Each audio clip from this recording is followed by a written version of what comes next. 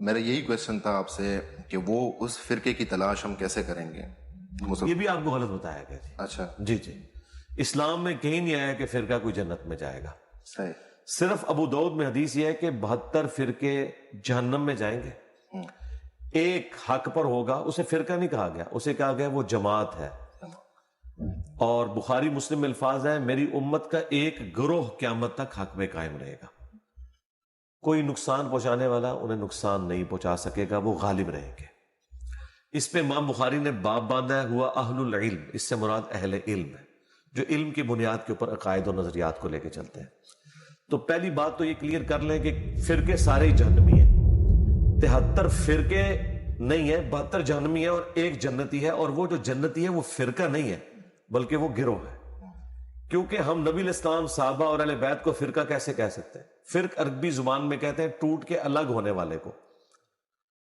اب کیا صحابہ، اہل بیت اور نبی صلی اللہ علیہ وآلہ وسلم کسی بڑے فرقے سے ٹوٹ کے الگ ہوئے تھے کہ وہ فرق تھے؟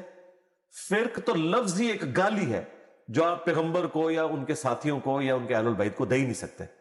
وہ تو فرقہ ہی نہیں تھے، وہ تو ملت ابراہیمی تھی، وہ تو اللہ کا ریلیجن اسلام تھا. فرقے اس سے ٹوٹ کے الگ ہوئے. درخت سے جب پتے فرق ہوتے ہیں تو ہم انہیں کہتے ہیں یہ فرقہ ہے. پتا یہ نہیں کہہ سکتا کہ ایک فرقہ میں ہوں اور ایک فرقہ یہ درخت ہے. تو درخت کہے گا کہ تو مجھ سے ٹوٹ کے الگ ہوا، میں تو تیری اصل تھا. تو اصل تھی دین ابراہیمی اسلام، اس سے ٹوٹ کر فرقے الگ ہوئے. وہ فرقے جہنم کی طرف جانے والے.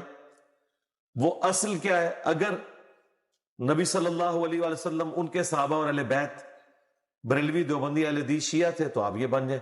اور اگر وہ مسلم تھے تو آپ مسلم بن جائیں. ہمیں تو یہ بتایا گیا کہ وہ مسلم تھے. وَسَمَّاكُمُ الْمُسْلِمِينَ ملت ابیکم ابراہیم هو سماکم المسلمین من قبل وفی هذا.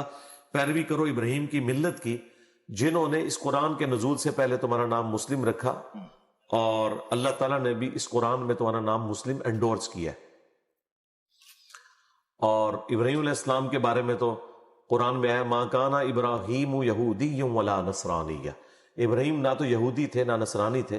ولیکن کان حنیفا مسلما وما کان من المشرکین، بلکہ وہ تو سب سے ٹوٹ کر ایک اللہ کے ہو گئے تھے، وہ مسلم تھے اور مشرک نہیں تھے. اور ہمارے نبی علیہ السلام کے لیے بھی یہ آیا کہ آپ دین ابراہیمی کے اوپر ہیں، آپ مشرک نہیں ہیں، آپ مسلم ہیں. تو اسی پہ ہمارا فخر ہونا چاہیے کہ ہم مسلم ہوں بجائے فرقوں میں بٹنے کے.